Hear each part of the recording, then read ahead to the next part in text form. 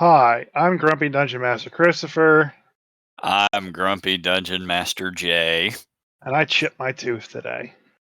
Oh, that sucks. Do you look like the guy? What shit? Never mind. I forgot his Jim name. Carrey from Dumb That and guy. Dumber. Yes, thank you. It's going to be a great podcast today, folks. Well, we were supposed to record 30 minutes ago when my brain was on fire and working. Your brain's not on fire and working. Shut up. We had a bit of delay with our guest showing up, who's going to tell us all about the Planescape books and what's wrong with them. Introduce yourself, Kristian. Hi, I'm Kristian, and I like Planescape. And I will not be your scapegoat. I was here on time with Jay. That's right. It was me. I'm the scapegoat. So, Planescape came out a little while ago, and we had you on kind of previewing it. And essentially, we said, well, when it comes out and you have a chance to review it, you're going to tell us everything that's bad about it and why it's most worst book ever, and why we should all hate WotC for it. And go. Okay, well, it's definitely not the worst book ever.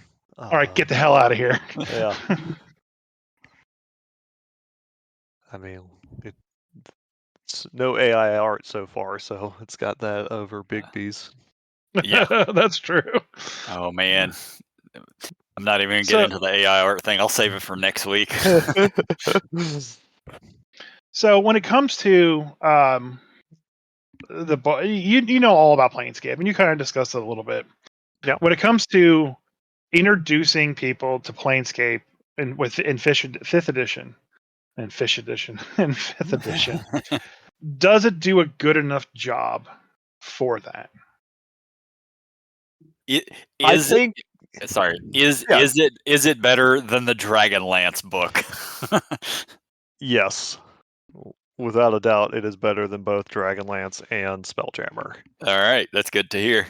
Okay, so that's good. So does it do a good enough job to introduce people like me who don't know anything about Planescape, who just go, lol, that's just Ravnica. Ravnica. Yeah, whatever. Is it a good introduction to Planescape? I think it is a pretty good introduction. In fact, I think this is definitely more for people that are new to Planescape than for people like me that remember the second edition Planescape and really loved that. Okay. So so for a newbie, it's worth picking up? What about someone like you who knows all about the Planescape and everything?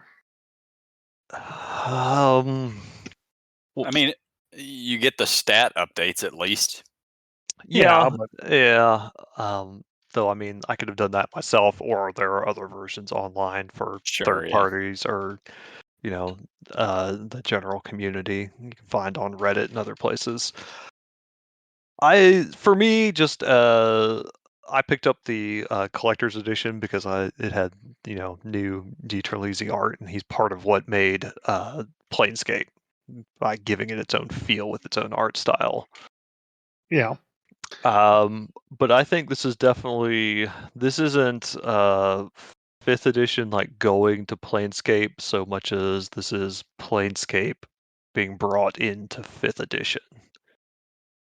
Meaning they're not looking to change up things broadly from 5th edition. They're not trying to make, there's it's got its unique things. It's got the factions that it explains, and it's got sigil and the way portals work, and it's got a lot of the things that were part of Planescape. So I think for what's there, it does a good job as far as a conversion. I wish they had let it, have its own art style throughout the books, like Planescape did in 2nd edition. But again, that's my gripe as a guy coming from that older edition. Right. I mean, for new players, it gives you a great introduction to Sigil, the City of Doors, and then to the Gate Towns, and to the factions. It's all just that, though, an introduction. I think the format worked against it in that what's there is good, but you can almost feel in every page that the writers are fighting that page count restriction. Yeah. Now, is this something that could be solved with like another book? Like if sorry, I laugh at the idea that they're coming out with another Planescape book. Yeah, not for at least 4 years. Yeah, well, yes, in that you could bring another book that would have more details. And part of this is hard to remember through the fog of time now. Planescape was a whole product line in second edition. It wasn't a single box set. And so when I compare this set, I'm trying to compare it only to the original and initial Planescape box set, because I think that's the only fair way to do it. You can't, you can't compare one book, one box set to an entire product line. Yep. No, screw Products that. that came out, Well, let's compare the apples to oranges. that came out, over the course of years. Yeah, So- I mean, obviously you can't, but I mean, like, so So I was let's kind of ju- looking through versus like, okay, let me look through the original box set and the information that was in there, and let me look through 5th edition's version and the information that's in there. And there's some stuff that's where I can go, yeah, the 2nd edition, even in the initial box set, went into more details. But Planescape in 2nd edition was really introducing the whole, Great Wheel and the Outer Planes, and a lot of the original information on like the brief write-up of what are the other Outer Planes. Well, that's all in the DMG now. Yep. okay. Well, I was actually going to ask that. That was one of my questions. Is like compared to the DMG and what it says, is there anything new when it comes to the Planescape travel and whatnot, or is it just all kind of the same? Or does it skip over it completely then? Yeah, it doesn't reiterate what's in the DMG. Okay. So Other than to say that's that good. those planes are there, but like it doesn't go over them at all. You don't get anything about the other planes other than the Outlands, really. But it Other than that, doesn't basically neuter everything like it did, like the Spelljammer book did. no. Okay. No, rather than neuter stuff, they just didn't go into detail in places.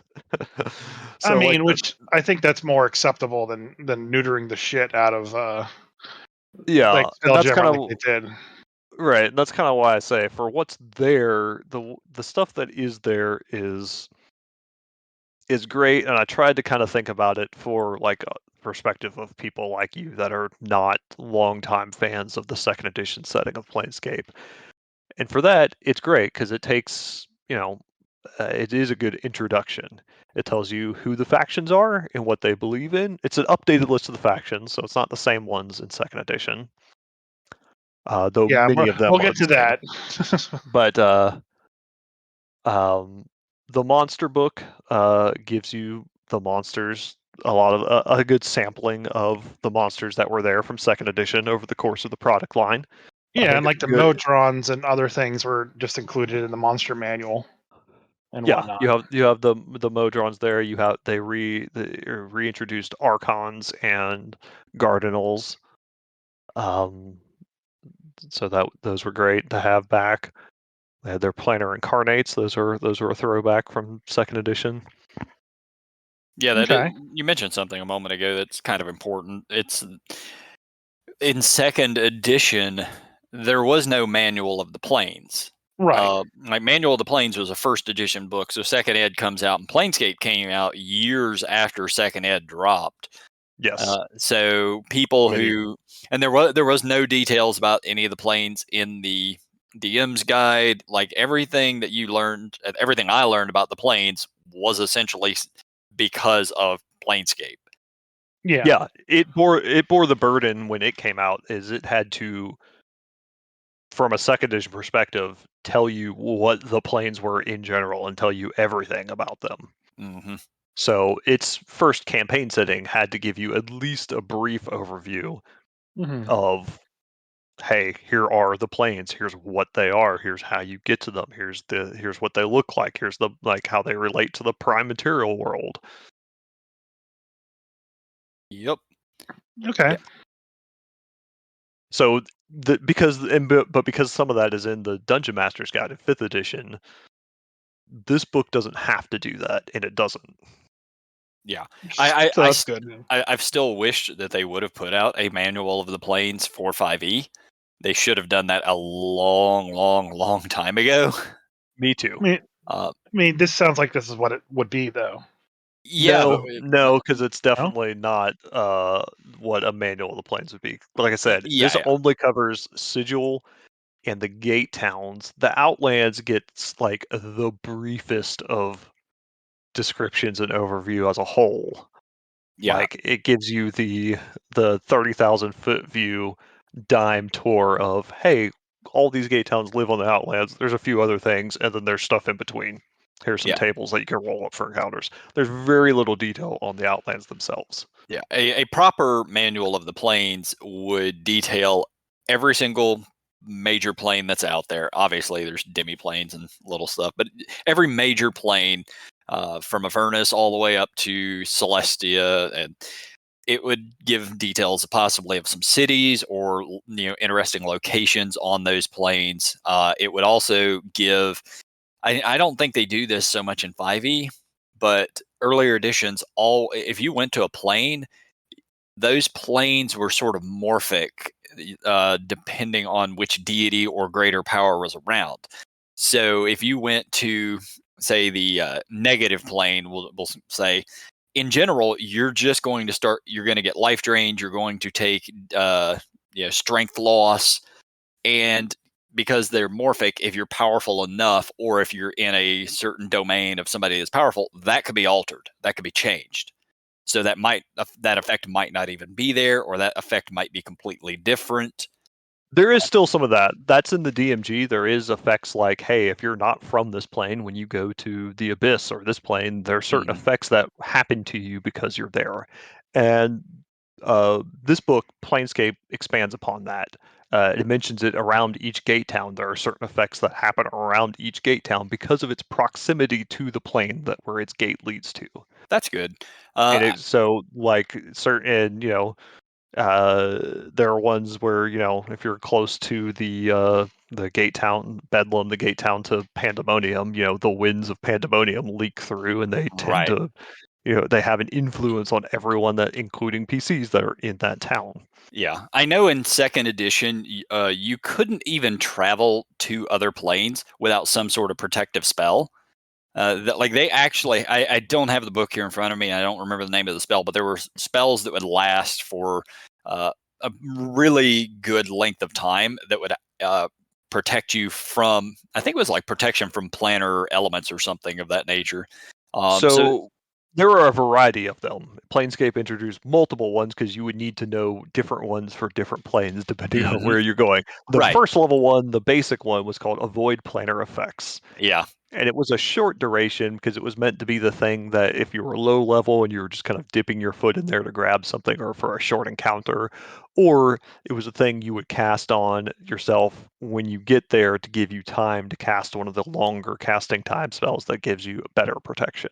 Yep. Yeah, because I definitely don't have those in this book. No, they've removed those completely from D&D. Third edition, I think, still had it.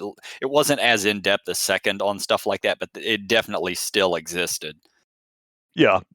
So there's still effects for going to the other planes, and it's different from the 2nd edition version, which was real weird and kind of clunky, like 2nd edition in general. Like there was a thing in 2nd edition where if you were a cleric, depending on where your god resided, you would lose basically cleric levels, which was real crappy if you suddenly went like, okay, I go to this plane. Well, I used to be, a 9th level cleric, but now I'm 1st level. Yeah, I can't say I've ever seen it that bad, but yeah, like there was all sorts of weird shit like that in 2nd ed. I mean, honestly, level drain from fucking 2nd ed was the worst thing ever. I, as a DM, never used it because it shouldn't be called level drain. It should be called remath your character, because that's what it did. Yeah, it was called fun drain because it just literally made playing the game not fun for someone. You were an 8th level fighter, and now you're a 6th level fighter. Redo all of your stats so that it makes it 6th level. Yeah. Not only do you not get to like be as good as everyone else around you now, also you need to spend 20 minutes doing all this math, and while everyone else is having fun. Oh, and fuck it, hit you again. Now you're a 5th level fighter. Well, do it again. But yeah, I like the idea of losing abilities though. Like that's one thing I was looking forward to with Belljammer before it came out was like the phlogiston and being able to go other places and not be able to cast spells if you were like a cleric of Torm because Torm didn't have influence beyond Sure. that area, and they just took all that out. I understand why, but it just in their effort to make things simplistic, you lost some of the fun complication. I never had issue with people losing the ability to cast certain spells or spells of a few certain levels. It was just the remathing of a character because of level drain. Yeah. There's some stuff that was I think had a place, and there's some of that is still there. Like if you go to the plane of water, fire spells just don't work. You just can't cast them. Yeah. Because it's the opposite plane, it just doesn't work. And there's still some of that there in the new Planescape. Some of that still is around. That's actually good to hear. I did not expect they would do something like that. It's not. I mean, that stuff's in the GMT because they don't touch on the elemental planes at all in this book. That's fair. Like I said, they only tangentially touch on any plane other than the Outlands, and it's only when they're mentioning it in relation to the Gate Town. Yeah. Nobody's ever read the 5e DMG, so I'm pretty sure the only thing I've ever seen in there was the magic items.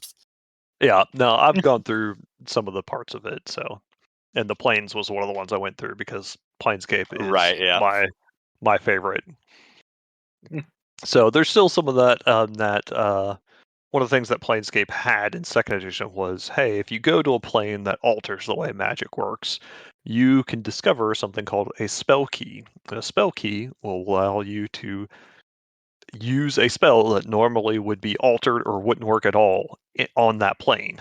And it was specific to the plane, and they would take different forms depending on the plane. Like they mentioned, like if you were on Isgard, maybe a spell key might be like a snippet of poetry that you would have to recite as part of the spell. If you were on, the layer of the abyss, it might be, a bottled ichor from a demon. That would be a spell key for that, and it could take all kinds of forms. But it was things you would have to like, kind of collect and like, as you're playing a planeswalker going around different places, you have to be like, all right, it'd be kind of like going out on a hike here. Like, okay, I'm going hiking, on the Appalachian Trail for a week. What do I need to make sure that I have?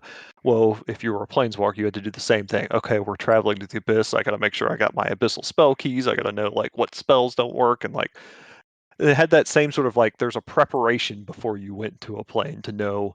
I got to know what I'm getting into. What do I need? What do I need to switch out as far as my gear is concerned? What's not going to work there? I like the idea of requiring occasional preparation for stuff like that.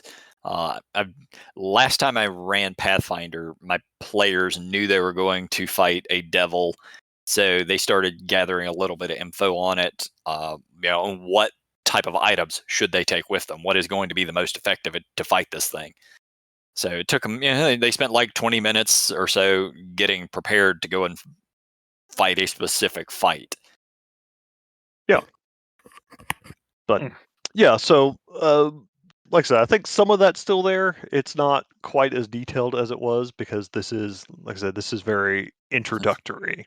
This is, if you have never knew what Planescape was or never knew what Sigil or the Gate Towns or any of that stuff was, here is your primer, your introductory book. Yep. And yeah, I certainly hope that it grows the love for Planescape within the 5e community because, I mean, you and I, we're all old as shit on this podcast. So most of the people that are currently playing D&D weren't even alive when Planescape was out. I think a lot of that would have to basically make sure the adventure was something people wanted to play. Yeah, Maybe. I think that's something where Jay and I are different from you. I know you like your published adventures. I never use them. I don't like them. I wish the adventure was not in this set, honestly. Yeah. Well, I Uh, mean, And that's not to speak to its quality. when it comes to something that's brand new and that is just a campaign book with no footing for you to work from, I think you need something. You always need that starter adventure. I wouldn't have minded if they had done like a short, like, hey, this is from like first to third level, but we're gonna make it a short adventure, not try to make it like almost a campaign. I would That imagine. resets time. I would imagine it runs all the way to 12th level because that's what. It's first to 10 and then it skips to 17. Oh, that's weird.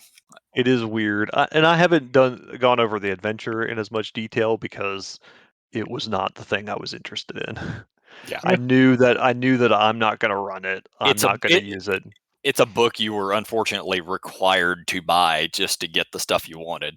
Yeah, and I think that because they insisted on doing it in this format, I think it hurt both the adventure and the campaign book.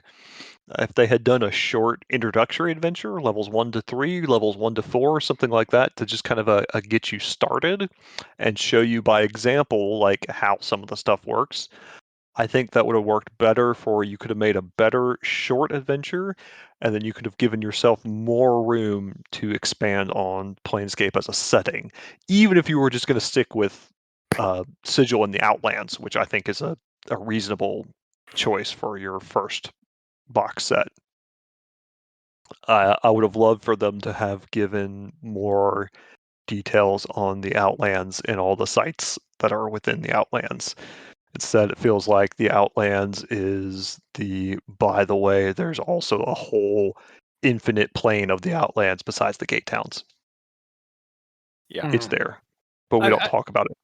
I've talked about it before on here, and I still wish that 5e would pick this up because I've seen it in a lot of other games and settings and whatnot, where when you give details about a location, so using Planescape as the example, they detail one of the gate towns or whatever, and in that gate town there might be some pillar that's got magical powers or whatever that people flock to this thing, and they should have 3 or 4 sentences after that could easily just be an adventure hook. Like They James actually Hayek do had with his book. They actually Yes. do a pretty decent job. They give each gate town list like has a little list of 4 possible like encounters or adventure hooks on it, like after it. Okay. And even the little descriptions of things that they have in the gate towns do leave can kind of lead you to show you some possibilities of, oh, okay, this is the kind of adventures I could have here. So they do actually a decent job of They not just being like a gazetteer, but giving you like an idea of how you could use this gate town for an adventure or why people would want to come here. They've been listening to our podcast. So, not to say that there's not still room for improvement, because I think they could improve on that, but I think also that was part of, again, they're fighting their page count. They had a limited amount of page to cram all this material in this campaign book, so every word was at a premium. Yeah, their WotC overlords are definitely tight on the money and penny pinching. The book is going to be exactly this many pages, and Though, to an interesting side point, like, so Sigil in the Outlands, the campaign setting book, is 96 pages. Well, the original second edition, DM's Guide to the Plains, which is the similar book, or Sigil and Beyond actually, is also a similar book, is also 96 pages. I'm curious about the typeface, like how big are the letters? Is there more print? I'm fairly sure there's got to be more print in the second ed book because they pack those fucking things full, man. So there's a lot more art in the second edition book. There's a ton of these pages are like almost every third page has a whole half page worth of art, Yeah. which is awesome because it's all Dieter Lisi art. So All it's right. Yeah. great art. And it gives you just like the art becomes part of the kind of the storytelling of it. Like it's showing you like what it looks like, what things, the kind of feel you should have in this game. So I still love it, but I feel like they're pretty on par as far as general like word count. I Okay. think there might be a little more in second edition, but not a whole lot.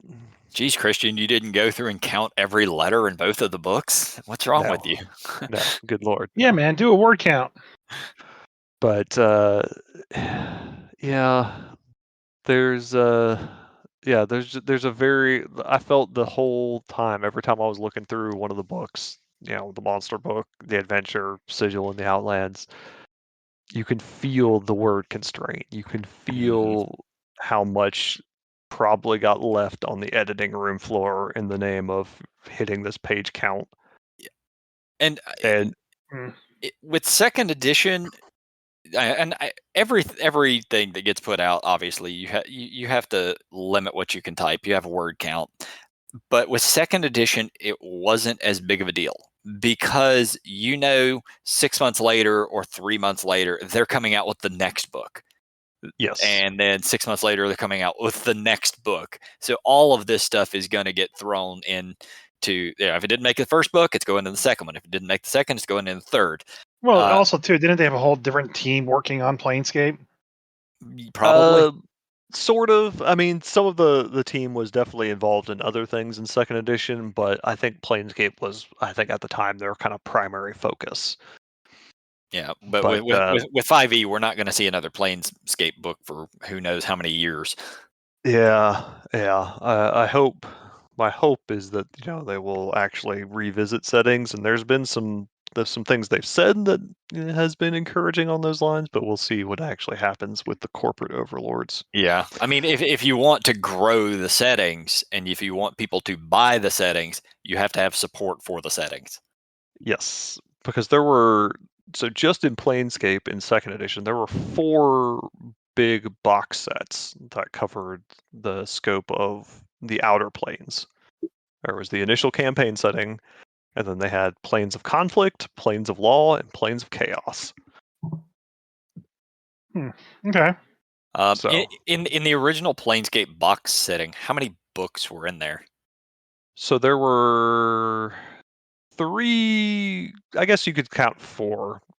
There's a player's guide to the planes, which was pretty thin. It was just, and it was all,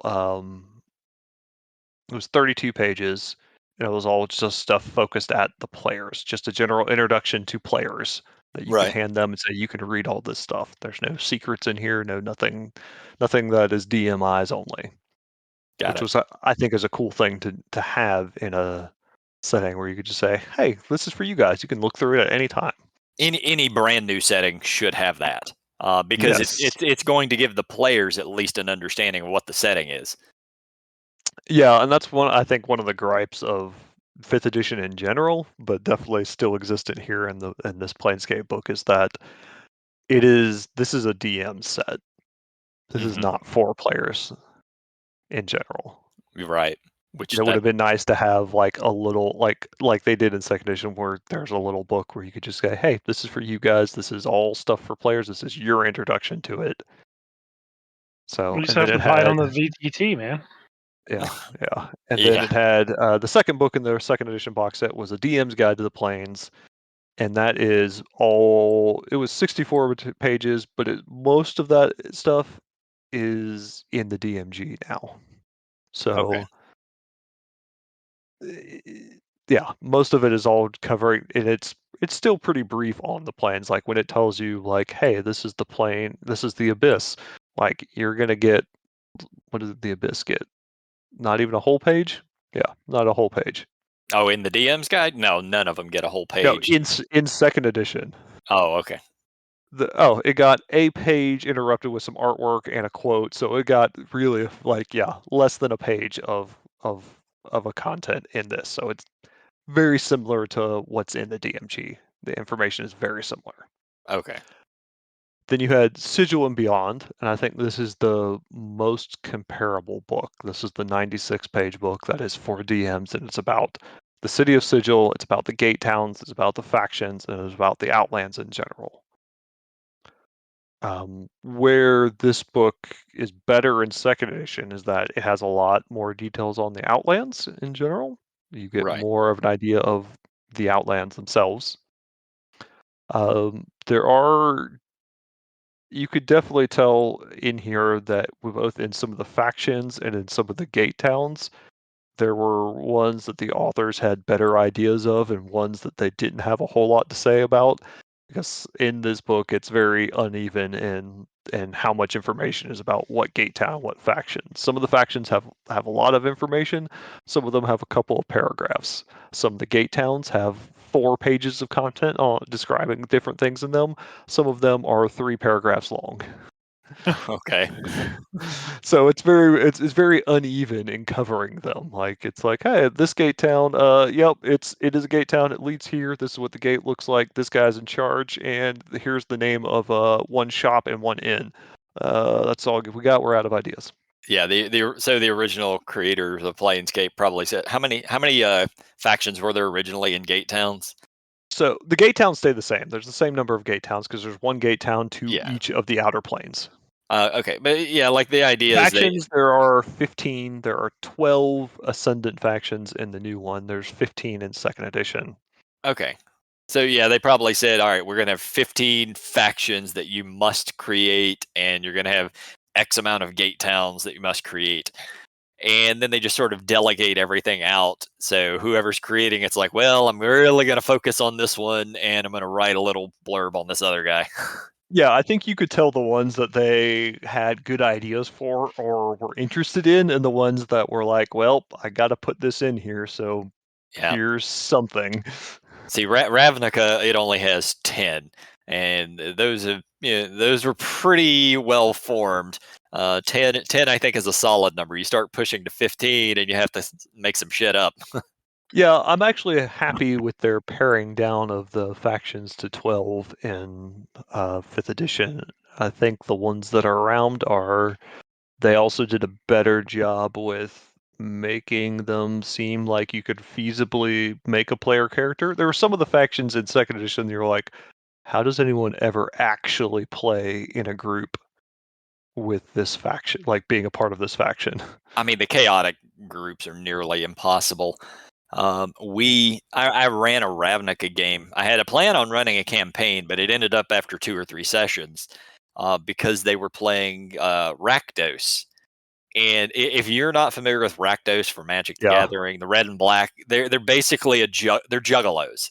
Like it's a fucking carnival of violent misfits, and you can't really run a proper campaign with that, not easily. Yeah. Yeah, so there's, I think they did a better job of in 5th edition actually of highlighting like, hey, here's the faction. You have some people in this faction that are, and they kind of highlight this is the extreme version, and there are some of the faction that hold this view, but you have others that are more moderate and more like this. And so you can kind of play, it gives you enough juice to play any faction as an enemy, but also where you can see a player character belonging to and actually playing in the game as part of any of the factions. Yeah, I did see a lot of people talking about the factions and how like some of them were original factions and some of them are new. Most of them are original. In fact, the only real new faction was the Hands of Havoc. Okay. I'm going to guess that some of the people also think that the Mind's Eye is new, but the Mind's Eye is not new. They existed in 2nd edition. They came in a book, not in the original campaign setting, but they came out of a book called Faction War. That was one of the last published things in Planescape. Okay. So they replaced one of the original 15 factions. They replaced 2 of the original. Okay. They were a kind of a merging of the remnants of 2 factions that were already pretty similar. Makes sense. Yeah, so they just kind of, and in the story, they decided to kind of all band together and make a new faction that kind of found a way that they all kind of could agree on. It kind of made sense. They have a better place as that new faction. and I think it was the right call to put them in instead of the two previous ones. If nothing else, Okay. that's actually good storytelling. Because you have these two factions who are very similar in ideas or whatnot, or at least close enough, and they realize, hey, we can get more power if we combine our forces. Yeah, and I think just in general in 5th edition they did a kind of a better job of kind of writing up the factions in a compelling way. I mean, they've been doing it for the last 20 years with Magic the Gathering. I would assume they'd be able to do it well enough now. Yeah, they all seem pretty decent. You can all, but I like that there's a lot of ways that you can see plenty of them ways that they can be enemies as well. And that's the best part, right? Yeah, very obviously, a lot of the ideas for Ravnica was taken from Planescape. Ravnica, I guess, has been out not the RPG, but like originally with Magic the Gathering, I guess almost 20 years at this point. Pretty close.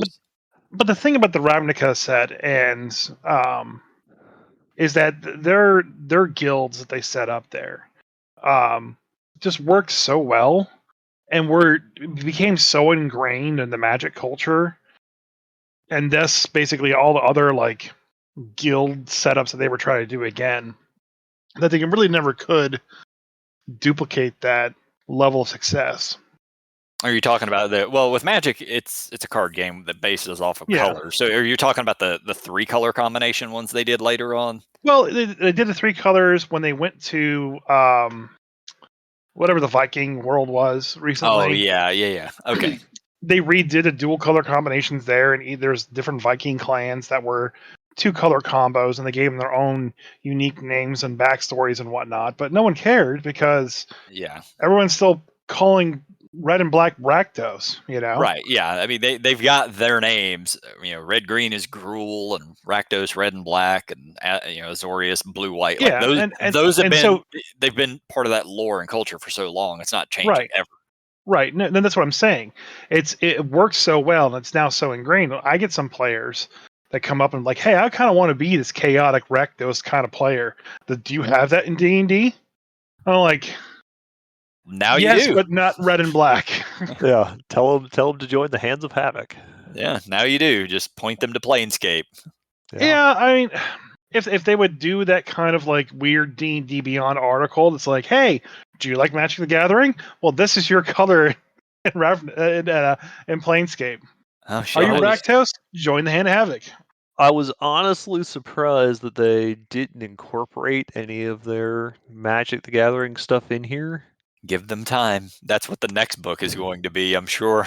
Considering that, they've done, how many have they done? 3 now? 3 Magic the Gathering based D&D books? Ravnica and Ravnica, three, yeah. Strixhaven, Ravnica, Theros, and Strixhaven.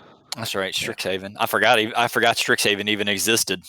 Yeah, I would love a there's another thing too.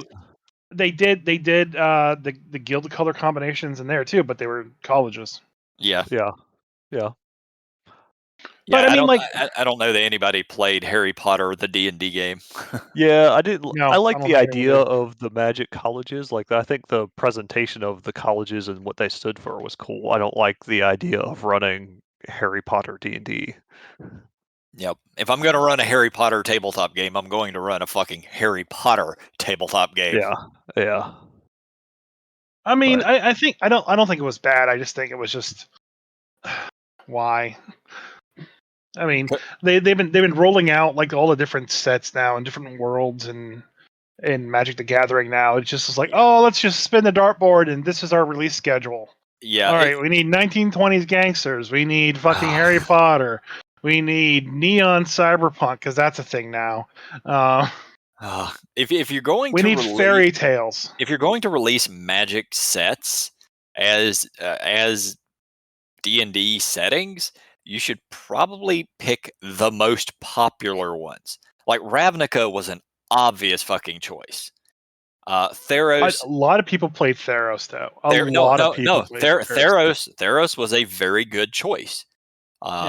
They should have gone with Mirrodin over Strixhaven because Mirrodin was wildly popular. They had Eberron though, and it's too close. Not really. I mean, there's a little Plus, overlap. we have the Modron plane or whatnot. That's already well represented. Yeah, I agree.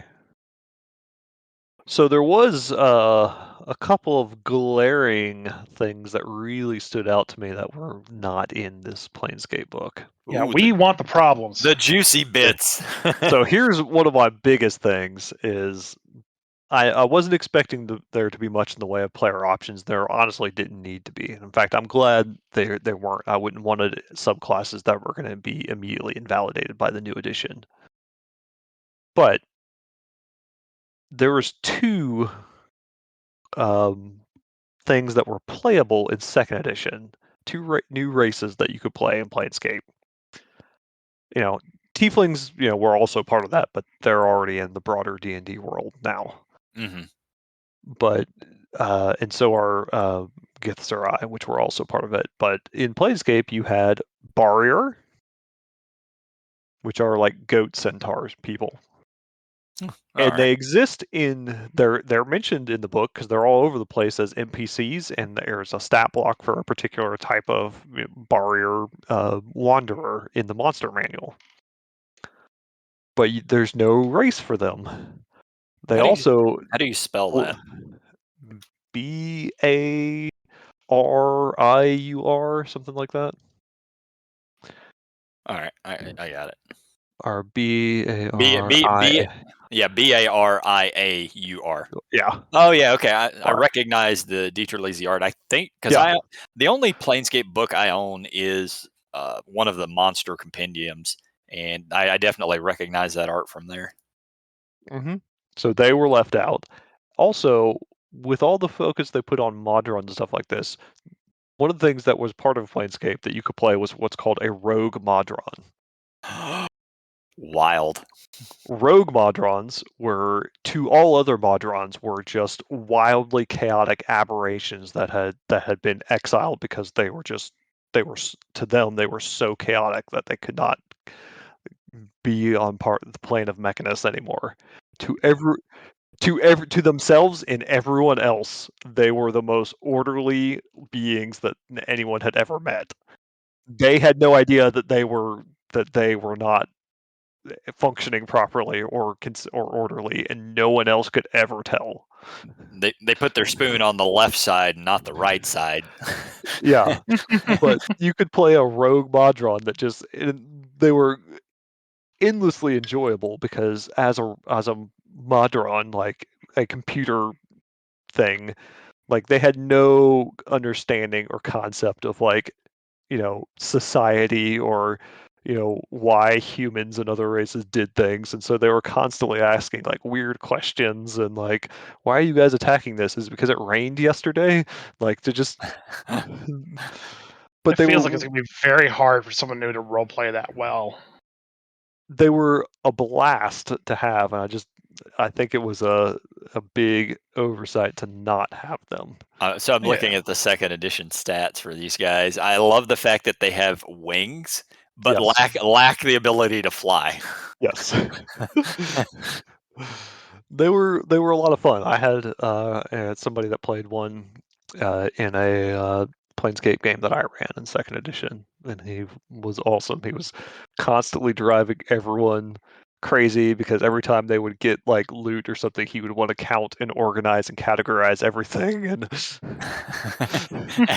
he just never understood, like whenever they were getting hired to go on an adventure or whenever they would get upset about something, he would just play that he never understood any of like why, and he was just constantly, he was like a child asking like, why are we doing this? Why are we going there? Why are you mad at that guy? The Dieter I would love Lazy art. to play that just to piss off. Oh yeah. The Dieter Lazy art for the Rogue Modron is fantastic because he's literally like wearing a fucking Viking helmet. Yeah, and they would they just kind of tried to like because they had been exiled, they just tried to they would like latch on to an adventuring party and try to like treat them like their band of Modrons, and they would just kind of imitate the things that they would see without really understanding why. That's pretty great. No, I love that idea. That's creative. Yes, and I hate that they are missing from 5th edition. I think that was a missed call. One of the other things I noticed was that in 2nd edition, you had, reference to like Planescape is the kind of like it's the backstage of the multiverse. It's where all the gods for all the worlds and stuff like that. So they mentioned all over the place all the other like pantheons of gods, like Celtics and Chinese and the Norse gods and the Greek Olympian gods. All of that is gone. Naturally, I knew that would be. Like Yeah. they mention like the place where Thoth used to be on the Outlands, like his library is there, and they kept the name the same, but they just say it's a god of learning. No name to him. I mean, And I'm just I I hate it. Like all those gods are listed in the player's handbook. It's we've seen it very recently where 5e is WotC and D&D specifically are wanting to remove anything and everything that is related to real history. And if it was like stuff that's related to like, hey, there are like current, like if you're saying, hey, well, we're going to tread on somebody's current religion, I could understand, but like there are no more Zeus worshippers, like real, like Greek style Zeus, like there's a lot of Odin worshippers out there. yeah, not real. There's a modern interpretation of it. It's not the Sure. same thing. Obviously not, but shamanism is alive. It's real. But yeah, I've heard recently that there was talk about them removing the term druid. They're not going to be druid using and shaman. Yeah. shaman. Removing the term witch. The problem is Yeah, how to be how fair, far how to be far fair, down. that was more towards Magic the Gathering than D&D. Yes, but But how far down that rabbit hole do you go? Because that can literally just continue on as far down as you want. I've literally seen people on the internet claiming that the word barbarian was racist. So, well, it doesn't even make sense to me because like in the Forgotten Realms pantheon, you have Tyr. mm-hmm. Tyr is a Norse Yep. god. Now he has a slightly different function in the Forgotten Realms pantheon than he did in, according to like Norse mythology. But it's the same dude. Like It's spelled the same way. It's spelled the same. He's missing his hand. Like it's the same guy. And there's even references that he is a interloper from another pantheon that has come in. and he's also in World of Warcraft. Yeah, there's Ogma. There's other. So that you have these people even in their Forgotten Realms, their base, pantheon, like that have come from that. So I'm like, why? Now maybe the new edition is going to change up the pantheon. Maybe Forgotten Realms isn't base, and they're going to go with something like Critical Roles, like Dawn War from the DMG. It definitely won't be Critical Role because they've got their own stuff now. Well, they just obfuscated it. It's the same Dawn War pantheon that's presented in the DMG. They just, instead of using the specific names, they just gave them all like titles that they could use, so they could give themselves that space just in case. I mean, a pantheon is very simple to create. You need some deities. You just give them, certain things that they are over, and there you go. Yeah, I didn't like it.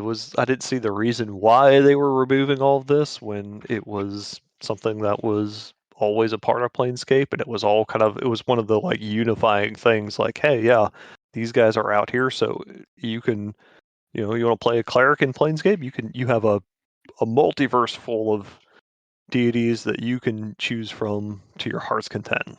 Yep. Yeah. So in general, I'm not a fan of them removing those at all. I can't say anybody ever really utilized the other deities within games, but they've been there for a very long time. There's no point in actually removing them. Yeah, well, they were a bigger part of Planescape because there wasn't like you didn't use Forgotten Realm was as the base pantheon. They were kind of considered the big pantheons. You would normally find if you were a cleric of Planescape, you were normally one of the bigger pantheons, were the Olympians, the Norse, the Celts. Like those were your generally like go-to gods when you were going to choose a god. Yeah, I had never thought about it, but that would make sense because Forgotten Realms didn't really have the foothold in second edition that it does now. No. Like there was no in second ed, there was no primary setting. No. Like Greyhawk was sort of on the way out. Forgotten Realms was the new kid on the block. Dragonlance pops up. Karatur, the Planescape. Like the Al Qadim. There were tons and tons and tons of setting, and there was no one that was the focal point. Yes. Yeah, so I don't know. I noticed that I was like, I wonder what that says about where they're going. I wonder if they're not going to have those in the player's handbook or the Dungeon Master's Guide anymore when the new ones come out. Probably not. It's just going to be Forgotten Realms now. Which means maybe Greyhawk. But you in the Planescape, the current one though, they mention Olympus and Celestia. Mount Celestia is still there as the plane of lawful good and law and justice. So they mention Arborea, where Mount Olympus is still there. They do mention the Norns, which is weird. What are the Norns? The Norse, like the okay. the three fates. Oh, I gotcha. So I'm guessing they mention Easgard as well in there? Yep. All the planes stay the same. Yeah, so they're not removing the real historical realms of the gods. Right. So just the names, and I don't know, maybe that was just because they felt they didn't have time to go into detail. Like they didn't want to just throw like, hey, this is the estate of Thoth, and without saying anything else about him. Maybe, I don't know. They should have just put underneath Thoth, Google it. Yeah. So I don't know. They were super constrained in how much they actually mentioned the Outlands, which is like literally almost nothing. Huh. So maybe it was just that they were not going to go into all the details of any of the other pantheons and just didn't feel like they had the word count to explain it or talk about it in a meaningful way. Sure. I mean, but I noticed the absence and the kind of taking it out of places where I would have expected to see it. I mean, I guess if you have a very hard word count that you can't go over, you're going to focus more on the stuff for the setting, and probably, I don't know, kind of shy away from that type of stuff. I don't agree with it, but I understand it at least. Yeah, that's kind of where I landed on it. I noticed it annoyed me, but I guess that's my optimistic outlook on it. Yeah, I mean, on one hand, it's like, where do you draw the line? How old can religion or pantheon be before it becomes lore and usable for everybody? So I don't know. Like, why? Like, I wouldn't care if someone used my religion in a book as a fantasy setting. Like, I don't care. Has it entered public domain yet? I mean, technically, yeah. Yeah. But then again, it's there's thousands of movies and TV shows about it on a daily basis. There's Marvel comic brands, that handle the I was gonna say just say Yahweh v Lucifer mythos. Yep. So I wouldn't care if my stuff was in there, but I know I'm just a guy with an opinion, and obviously they're not going to get rid of the Christian mythos within D&D. That they got the hells. They've got I don't think they. But on the same hand too, I wouldn't really care if they did. Sure. If they ripped it all out and replaced it with their own, and which they kind of have, I don't really. Yeah. I understand the hells are pretty much the They're the shit, what was go-to that for story? bad guys. Yeah, they Yeah, go to bad guys. It's they definitely take some of it from there, and but yeah, they have kind of made it their own. Sure, yeah. They've added a lot of story behind it. Now it's not just you got devils, you've got demons. They're not the same thing. They're at a constant war with each other. They didn't ever add in they've never added in Lucifer. Like Asmodeus would be and Mephistopheles would be the closest to that. yeah. And like I said, that's perfectly fine for me. Like I don't care. I'm perfectly happy. You want to have your own thing because you don't want to be constrained by other things. So like I'm fine with them ripping everything out, but kind of replacing with something else, and you always have to walk that fine line between the two. That's kind of So where I was saying, like, I yeah, almost like they have some kind of things they could throw in, like they have the gods from the various Magic the Gathering settings. I could have seen them like tossing those in here, because yeah, Planescape had an interesting way of kind of dealing with all the different uh, campaign settings that existed during the time of second edition. And I yeah, think it was a great way for Planescape. We just said, hey, all these different, like they mentioned the different worlds out there and some of the settings, like they talk about like the setting of Dark Sun and Birthright and Forgotten Realms and Greyhawk, and they mentioned like, all people in these worlds think that the planes and stuff look like this. Well, they're wrong. They're just idiots that live on their backwater prime and don't know how things really are. Which is great because that allows you to go, okay, well, I'm going to play a Planescape game. Well, I'm running it by the lore of Planescape. If I'm running a Dark Sun game, I don't have to run it by the lore of Planescape. I can just run it the Dark Sun way and not worry about it. yeah. But you can have that connection. If I'm running Planescape and I want to play a player character that was originally from Dark Sun and somehow got shunted to all this, then I can play that guy that's like, all the things that I thought I knew were a lie and all this stuff is weird to me. But if you're just playing Dark Sun, you can just play it that way. Yeah, if you're in if you take a Dark Sun character and throw it into any other setting, the first time they see some dude in fucking metal armor, they're going to lose their goddamn minds. Because in Dark Sun, one, it's 1,000,000 degrees, so you don't ever wear metal armor, and two, steel is very expensive. Yeah, yeah. Well, same way they talk about like how the world of Krynn and Dragonlance, like all the people there are ignorant as to the planes. They think anywhere that isn't heaven is the abyss, and Yep. I which mean, is pretty accurate. yeah, I love the fact that all of those settings have their own pantheons. They are their own thing. And if you want to tie them into Planescape, then you can. And if you don't have to. Yes, yes, I do. Yeah, and then now you said it like a third time. That kind of just hit me. I am quite surprised they didn't put the Magic the Gathering stuff in there. I think that Because I think they will. I just don't think they've gotten around to it. Like once they do another book down the road, probably so. I don't think they had the room. Yeah. Again, I think that was my biggest gripe, is that format that they decided to do, because they decided to throw in a full campaign essentially in here. I think it made all of it kind of suffer a little bit. Like I think the adventure itself feels a little rushed too, because you're taking an adventure that's supposed to take you from level 1 to 10 and shoving it in 96 pages. And some of yeah, the chapters of the adventure, they're like, you do this chapter and then you level up, and well, that I know more than a couple of pages, and it's literally like 3 or 4 pages in the book, and it's just like that's the chapter, and like a lot of it is just like you have to. you had 2 encounters. You're done. Yeah, it feels very, very rushed in that, and I think I would have rather seen like, hey, there's a campaign box set with more player options and a book that's just for players to understand what the heck Planescape is. And then we're also going to release a companion adventure. If they wanted to do a full campaign, that would have been a separate book. Otherwise, just do an introductory adventure again.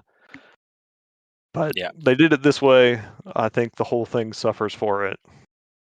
Yeah. In general, I think with 5e, all of the new campaigns, for the most part, the Magic ones I think were pretty good, but Spelljammer, Planescape, honestly, it doesn't sound terrible, but Spelljammer and Dragonlance, like they really sort of shit the bed on introducing those two. Yes. Yeah, I don't think they did as. I think they learned some things from that, and Planescape is better. It's not bad. It could have been much worse. Overall, I'm thrilled that it's here. I like the stuff that does exist there. I just wish they had more of it. Yeah.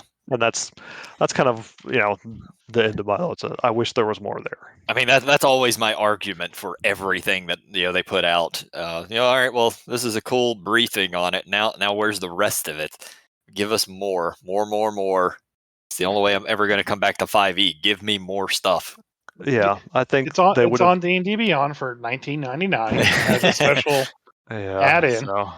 Yeah, I need. You gotta give me physical books, or it's not happening. You're same. I'm not gonna derail the conversation, but I don't think that's gonna happen anymore. No, I don't think so either.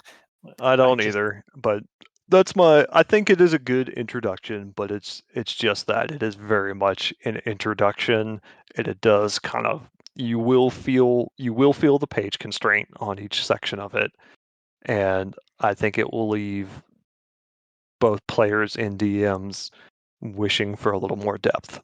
It will leave you wanting more. Remember that was a positive but not thing? in the good way. Yeah. Remember it was a positive statement?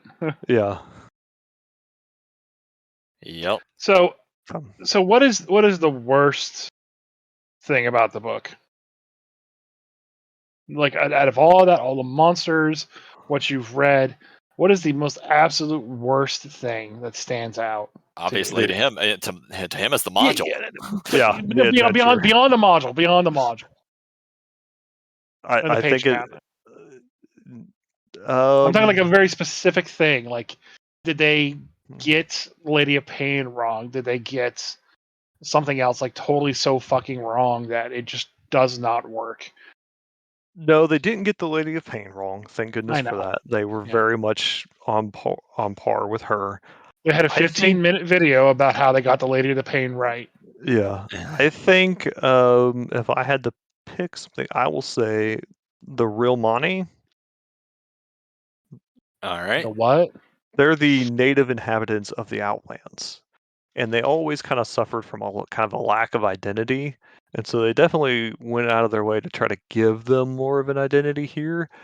But the way that they describe them, they look like robots from the future, and it just is kind of jarring to me.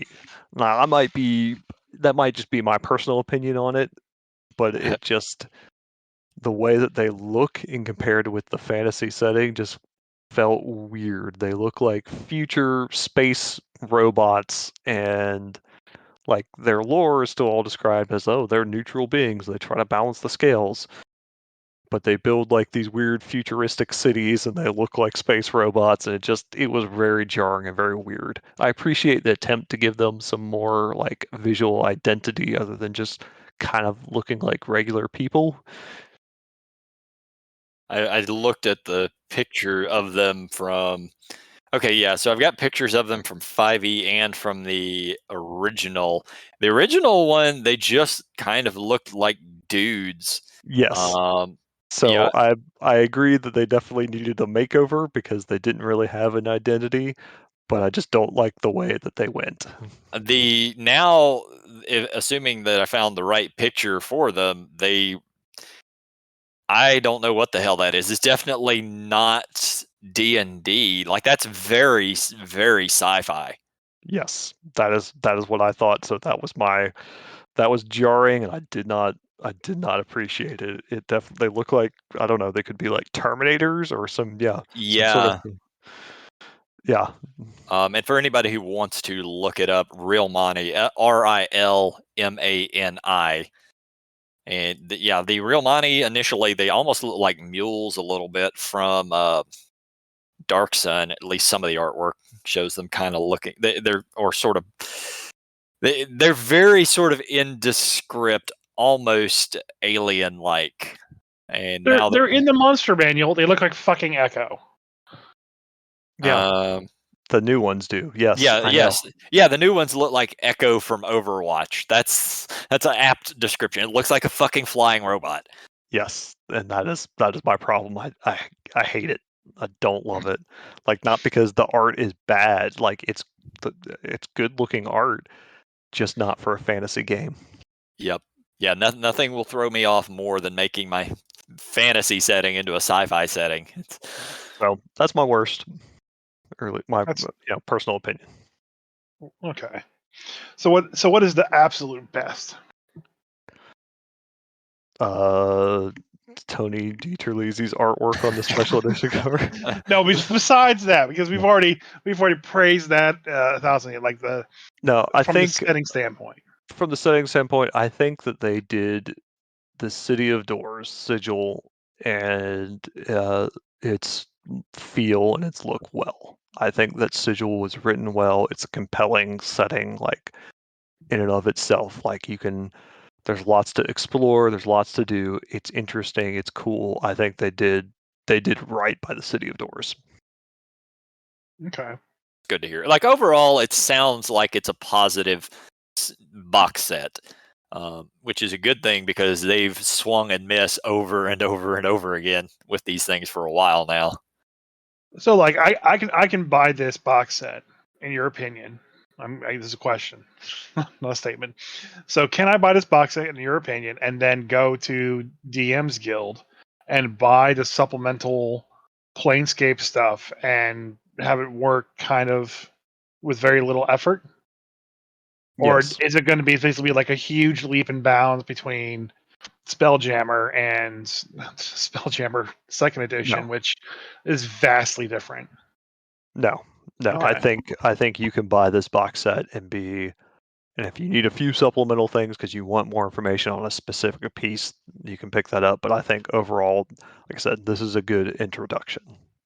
Some of the Yep. factions have changed to, like you said, but beyond that you can easily figure that out, right? Okay. Yeah. So If you're planning on running, something in the Outlands or in the City of Sigil, this is a good product for you. okay. Unless you already have the second edition stuff, then why bother? I think they did a pretty good balancing act of referencing the second edition stuff, but throwing some of it in there, but also adding some new stuff to the City of Doors and to the Gate Towns. So you will find new information about both, new places to visit about both. So I think that is good. Okay. So I have a couple more questions for you. These are specific questions. I was looking through the monster manual. Is the monsters in this thing actually worthwhile? Unlike big beasts, which are like the worst giants ever to exist. I think that in general, this doesn't solve 5th edition's in general problem with monsters. Okay. They are the monsters I expected to see. I think that they all should be there. I think that they're decent. But I think 5th edition in general has an issue with monsters and their challenge rating. And this isn't going to solve that. Like action economy is so very important in 5e, Yes. and that's not an easy thing to solve by just adding CR. Yeah, this doesn't solve what I think is a underlying and different issue, and I have some opinions on that, but this isn't the time and place. So, this isn't going to solve any 5th edition monster issues. Okay, they're just more monsters. So, I posted a picture in the podcast chat of the Malifant, and I've already talked to you about this offline, but I have to reiterate it for the audience. Why the hell is that one of the best pieces of art with an amazing looking monster, just straight out of like your nightmare? Basically an elephant that spews poisonous gas and attacks your mind, and then on top of that can just like cleave you in two. Why does it have so few hit points and so shitty armor? Yeah, exactly. Like it's a large fiend and it has 15 AC. And you look at like other things that are just large with like the Modron, which is large as a 16, and everything like I else is said, just like 17 plus. it is more monsters. It is the monsters that should have been there for the setting, but it doesn't solve the problem of the monsters in general. Okay. So what is the best monster for this set or in general? from this set? I mean, I guess that depends on what your opinion of best. What's your but opinion on the best monster? I like that they included stat blocks for a bunch of like faction members with some unique stuff for the factions that kind of showed off the character of the factions. That was actually my favorite part. Okay. You know, again, I don't think they're like the most challenging or the most like well designed, but I like that they were there, and I like that they had some kind of that kind of fit their faction. So that was my favorite. Okay. That's important, and it gives the little flavor there. And now the DM doesn't have to write up every single NPC you're going to fight. Yes. So, who the hell is Mort, and why is he on the monster manual? We've talked about Mort before. Yeah, I Mort know. comes from Restate who Mort the is. very well-regarded video game Planescape Torment. He was he's the first companion you meet in that game, and he's somebody that can accompany you throughout the game. So that's their kind of like, I guess, their point of view character, where they're bringing this from. Yeah. Kind of the similar things they've done with Mordenkainen and Tasha's and Volo's. He's that for Planescape because he's an iconic character, and they wanted to give that throwback to not only the product line Planescape, but also the very well done, well regarded video game. I mean, it did. It won a lot of awards. It is one of my favorite games of all time. Yeah, this day. So the module that I wrote where we murder the shit out of him is a bad idea. I mean, you do whatever you want. Yeah, you might have a hard time selling it, but if you want to run it, go for it. So we're about to wrap up here. One last thing I wanted to bring up, not even pertaining to Planescape or anything, just something interesting that I came across. So you know me, I'm on eBay. I'm always looking for rare and just unique things.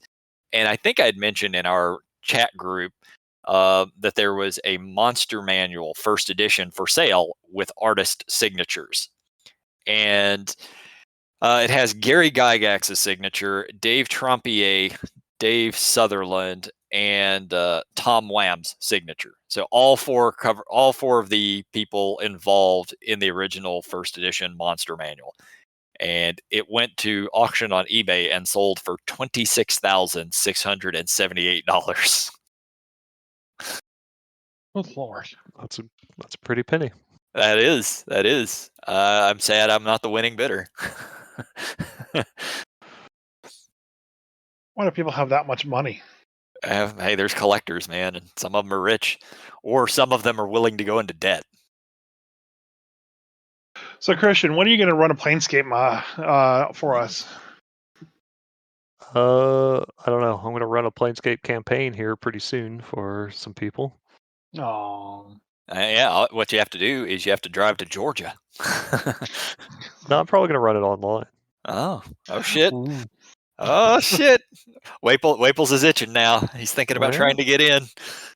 I am itching, but that's because I was like covered in dust. But that's a different issue. All right. So, yeah. All right. So overall, on a scale of 1 being your most grumpy, this is the worst thing ever to exist. This is 4th edition for me all over again. To 10, which would be I had cheesecake for breakfast. Where is this? Well, I don't ever want to have cheesecake for breakfast, but It's not a good scale. Okay, if think of it, if you're, I'm going to I give this a 7.5, maybe an 8. All right, that's not bad. Better than middling. I was hoping you would say 3. All right. No, three is about where I put the Dragonlance one. Yeah.